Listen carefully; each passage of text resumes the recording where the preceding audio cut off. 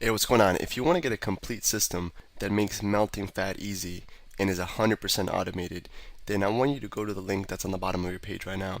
YouTube doesn't let me make that link clickable, so you're gonna actually have to type it into your browser, or I also put the copy of the link in the description, so you can click on that or type it into your browser. All right. For now, enjoy the video, and after you're done with this video, make sure to go to that link to get a complete fat melting system.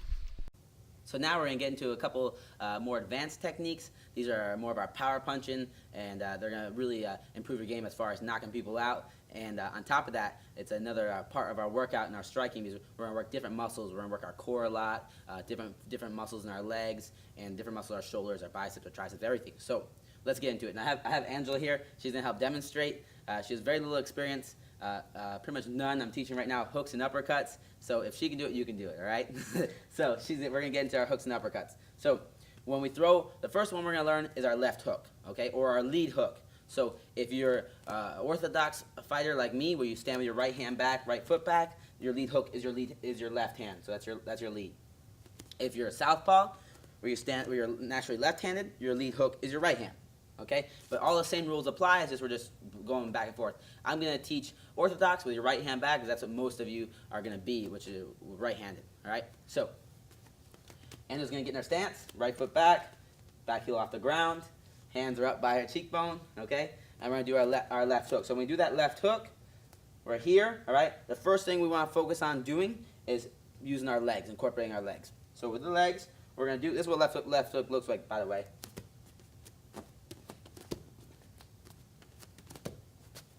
All right, very simple. So left hook, we want cheekbone level, elbows down. When we throw this left hook, the first thing we want to focus on doing is twisting our lead leg. All right. Now this is the one of the exceptions where that back heel is going to go to the ground. So first step we're going to do back heel to the ground. Boom. Left heel up and pivot. Okay. Pivot. Now if you see how Angela, she's not doing anything except pivoting off her left foot to pivot. Boom. Good. So she get back in her stance, right heel off the ground. And now when I say pivot, drop the right heel, pick up the left heel, and pivot. Perfect. And 1, 2, 3. Good. So start in your stance, back heel off the ground, and pivot. Good. And the pivoting's doing is, go back to the beginning. When she pivots, her hip is here. Now she's going to pivot, and now her hip's over here. And that's twisting your whole body, so now we can really land that power shot and incorporate our whole body in this workout. So we're using our obliques right here. We're using our legs, our calf muscles, everything, and we're going to really fire that left hook in there. So now upper body portion. Upper body portion, when we throw this left hook, we want, again, whenever you're punching somebody, we're hitting these two big knuckles. The elbow's going to come up, hands going to go out. And with this hook, you can try a couple ways. Whatever one you're more comfortable with. You can have your hand like here, like so, or like so. Either one's fine. Okay, so you can twist it thumbs up or thumbs pointing you. They're both fine depending on which world champion coach you train with. They're all going to say different things. I've trained with Dominic Cruz's coach, who's the bantamweight world champion, and he likes the hooks thrown this way. I've trained with a couple other coaches that like them this way, and they've trained world champions as well. So it just depends on whatever you're comfortable with. All right, and I mix it up. So Anna's going to demonstrate. So first step when we're doing this is back heel comes down, front heel comes up, elbow comes up, hand comes out, and we pivot. All right, that's simple. So back heel down, front heel up, elbow up, hand out to wherever the target is. This is going to be a variable, okay? We want to keep it pretty hooked, though, hence the name hook. And right here, I'm pivoting. So in one motion, we want to put it together. It looks smoother. Bah, we're just blending them all together and make it a little less mechanical. All right, Angela, let me see you demonstrate. Let's see how quickly you pick this up. So hands are up, and pivot, and hook. Boom, good. Hand comes out, pivot, punch. Wait. Elbow up, 1, 2, 3, punch. Bah, perfect, good. Face it this way. Hands up, chin level, good. Back heel's off the ground, perfect posture. And she's going to throw that hook. Bah, good. Throw that hook. And she's always looking at me. She never takes her eyes off the target, right? 1, 2, 3, and pivot. Good. Hit the hands, and pivot. Bah, good. Perfect. Just like that. And now let's go over common mistakes. Some of these common mistakes when you throw this left hook, or the lead hook, is that right hand will come down. We always want to make sure we keep those hands up. So when Angela throws this punch, I move her around here, she wants to make sure she keeps her right hand up. Left hook, bah, good. She doesn't drop that right hand. It's a big mistake. And this is one of the biggest errors when you throw that left hook, and it's a big problem because one of the counters to a left hook, if she throws a left hook at me, I can always throw a left hook at her, all right? And if her hand's down and my hand's up when I throw this left hook, boom, she's getting hit and I'm not. So always want to keep that left hand, the other hand up when we throw that hook. All right, very simple. Angela's going to demonstrate one more time from all the angles. She's going to get in her stance, throw a left hook, bah, good. Face that way, and then left hook, boom, perfect. All right. So she just learned left hook, just pretty much the same that you're going to learn it. She has never known it before, and now she knows it now, okay? So that's a left hook. It's a really good punch. You're utilizing a bunch of your core muscles that you don't get when you do that jab cross, all right? Same concept apply with our stance. We always want to make sure that we always stay in our stance, move left, step with left, move right, step with the right. Our chin's down, hands up, shoulders relaxed, elbows down, all right? So now let's get into our next punch. Whoa, let's one little thing. When we throw the hooks, all right, we're only going to throw right now, learn with our lead hook. A lot of people like to throw against this stance. They like to throw this right hook or the back hook. And for right now, we're starting off. We're not going to learn the rear hook. It's really an unrealistic punch. For right now, it takes too long to hit. And if we get used to throwing that, it's going to build bad myelin. And you're just going to be like, if you've ever seen like street fight people going like this. And we don't want to do that. We want to be trained. So we throw straight punches down the pipe. And these are a lot faster to get to them and a lot more effective. This lead hook is close, that's why we can throw it, boom. But if I try to throw this right hook, it takes so long to get to. If you go against anybody experienced, they're going to be able to tag you or hit you before that right hook gets there, okay? So we're only going to learn lead hook right now. Let's get into uppercuts. We're in our stance. She's getting in our stance, okay? When we throw the uppercuts, lead or rear uppercut, we're going to learn both. The same rules apply. We always follow it with the hip and we follow it with the foot. So meaning, I'm going to demonstrate first.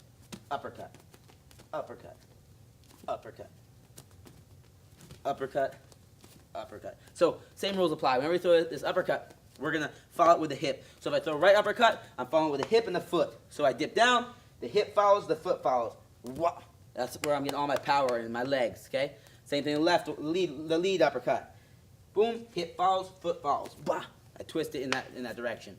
So I'm gonna teach Angela these uppercuts. So she's in her stance, okay? Let's do this way, Angela. She's in her stance. Hands are up, cheekbone level, elbows are down. When she throws the uppercut. Now, if we just throw an uppercut like so, all we're using is our shoulder, and we want to use our whole body. One, means we want to be able to strike harder, and two, we want to make it a full body workout. Hey, what's going on? If you're enjoying the video so far, do me a huge favor and click on the like button below. You'll get your good deed for the day out of the way. It helps me out a lot. Also, go ahead and subscribe and leave a comment. Something as simple as good video or I enjoyed the video. It really helps me out with YouTube. Alright, here's the rest of the video. Get ripped.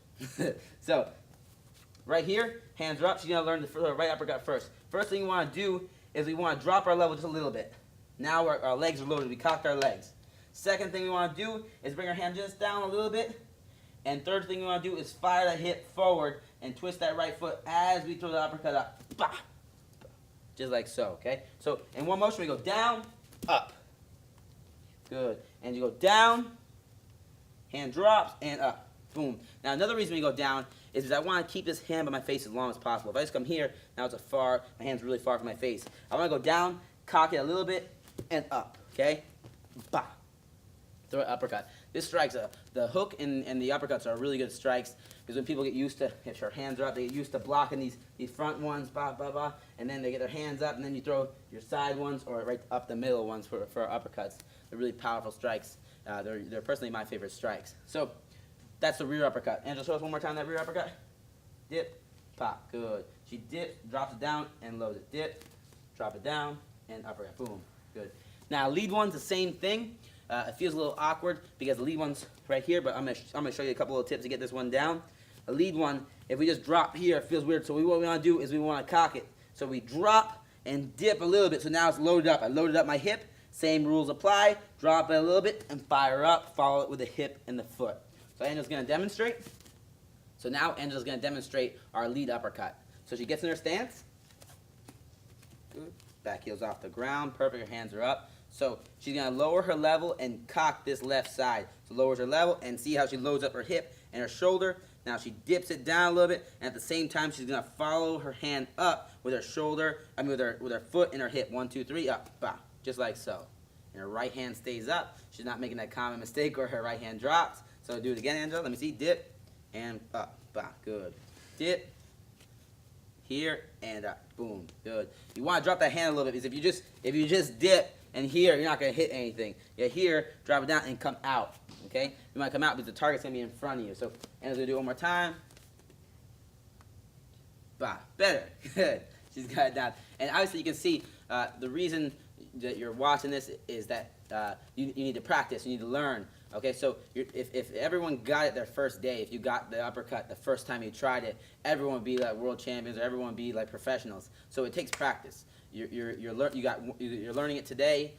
You're gonna get it down really well, but then tomorrow's gonna be even better, and the next day it's gonna be even better, and 2 months from now you're gonna have it like a pro. But you don't learn everything like a pro the first day. That's why you're watching this. That's why you're gonna practice, and you have to build that myelin up. All right. Even though you see it and you understand all the little details, your body and the muscles they don't know how to work properly to get this done. So you're gonna teach your body how to do it, and eventually it's gonna be instinctual. You know, somebody tells me to throw a cross, now I can throw it. Angela, we just did the jab cross last time. Angela, let me see that right uppercut. She's gonna throw a better right uppercut than she did last time. All right. So the right uppercut here, she's gonna dip down and pop it out. Bah, perfect. All right. Now you see that little common mistake she made? Do that uppercut. She wants to keep this hand up. All right. The big mistake is we drop our hands when we throw these uppercuts, or we throw a jab or cross or anything. So she dips down again, right uppercut, boom, perfect. Okay.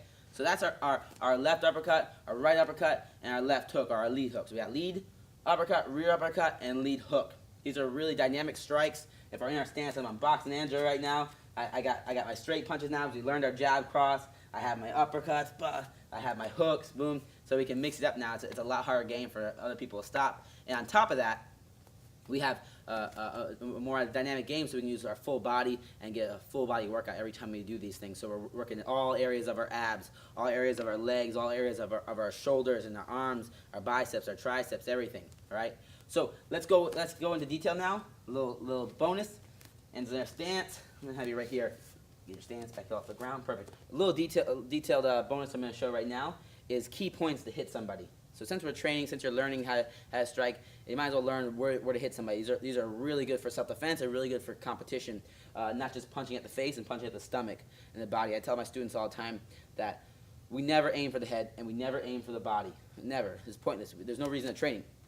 People that don't train and go to if somebody goes to fight Angela, they're gonna try to punch her in the face and punch her in the body. We're never gonna punch to the face or the body. We're gonna punch specific areas. So I'm never gonna punch the face. I'm gonna punch to the nose.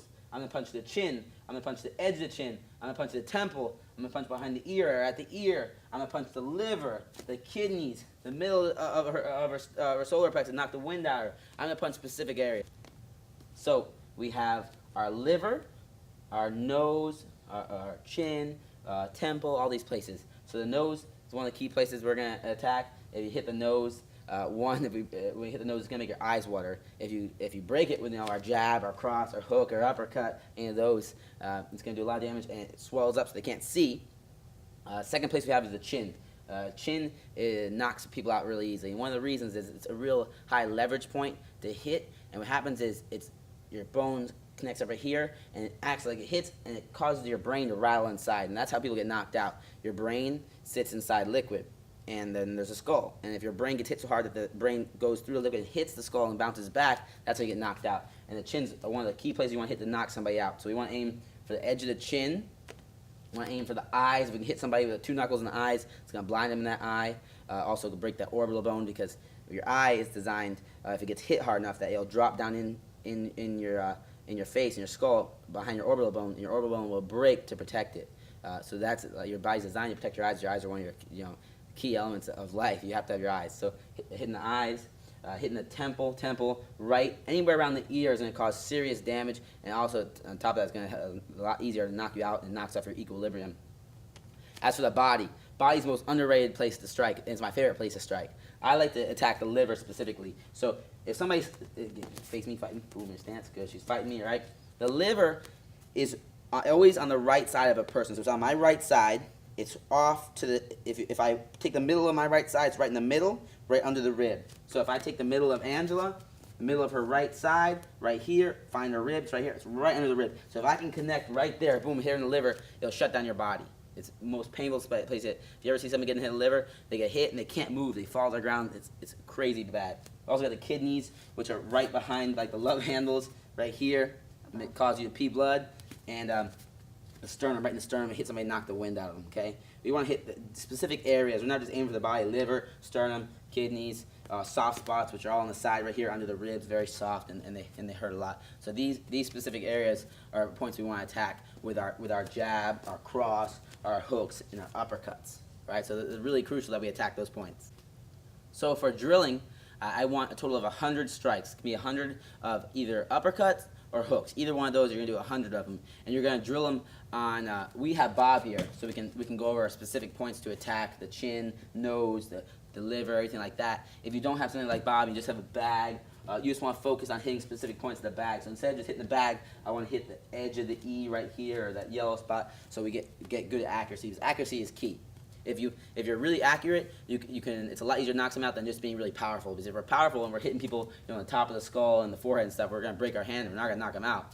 But if we're accurate, we can be a lot weaker person and hit somebody in the perfect spot and they're gonna go to sleep. So Angela's gonna show us. We're gonna drill. She's gonna do about 10 of them, but it's 100 strikes, perfect practice. Okay, so she's in her stance. She's only allowed to throw uppercuts and hooks. So she's only attacking those key points like the chin, the nose, the ear, the liver, the sternum. So she's going to give me a left hook to the chin, left hook to the chin, bah, and she rotates on her lead foot. So let me see it again. 1, 2, 3.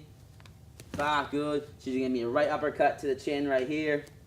Bah, excellent. Left uppercut to the liver. Bah. So you want to do little things like that. Just 100 strikes. And again, we're just building up that myelin, so it's automatic. We don't have to think about it. We just throw those strikes in there.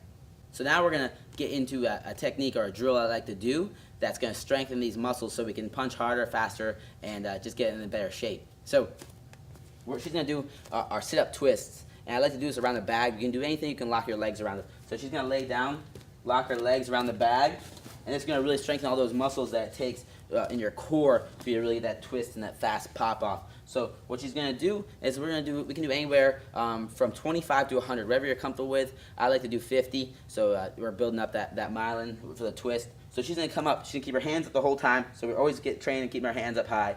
And she's going to sit up, throw a right hook, go down. Bah, good. Keep that elbow up. Sit up, left hook, down. Good. And she's really focusing on twisting that body so we can get those abs and those obliques. Up, hook, bah, and down. Up, and see how her hands are up the whole time. Back up.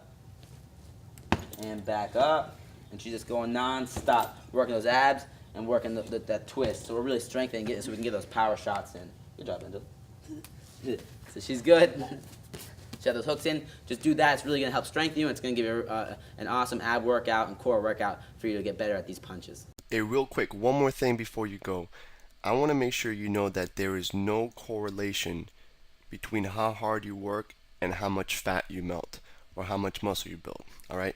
There's enough science, enough data out there that there's absolutely no correlation between hard work and results. All right? There's a difference between movement and achievement. All right? If you want to learn my best tips, what I call the 5% hacks that allow you to get maximum results, maximum fat loss, maximum lean muscle gain, I want you to go to the link that's on the bottom of this page, or you can click on the link in the description. All right? You're going to get a complete system for melting fat in an intelligent and streamlined system. I'll see you there.